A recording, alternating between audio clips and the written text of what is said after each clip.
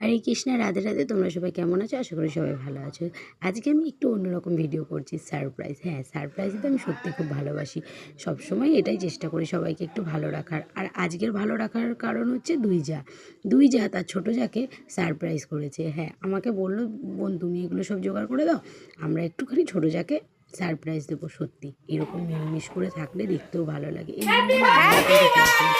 যাই হোক, এই যে বার্থডে গার্ল কিন্তু সব জেনে গেছিলো, কারণ ওকে আমি এত উৎপাত করেছি। আসলে ওর জ্বর ছিল, তো তারপরেও ওকে আমি যখন বললাম যে একটুখানি জামা টামাগুলো পরে নাও, তখন দেখলাম ও খুব সেরে গেছে। তো আমি বুঝেই গেলাম যে অনেকটাই বুঝে গেছে। যাই হোক, বুঝেও গেছে, সারপ্রাইজটা পেয়েছে, এটাই অনেক। তবে ছোটো মানুষটা, আমাদের ছোটো মানে দাদার মেয়ে খুব খুশি হয়েছিল, কারণ ওর মনে হয়েছিল যে এরকম একটা সারপ্রাইজ ওর মার জন্য ডিজার্ভ করে।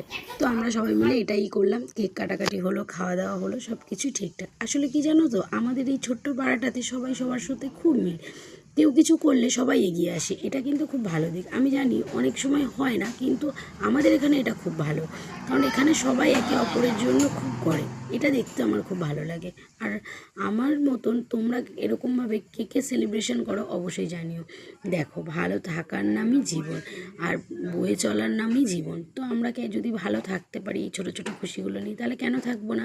সবাই ভালো থেকো, সুস্থ থেকো। হরে কৃষ্ণ, রাধে রাধে।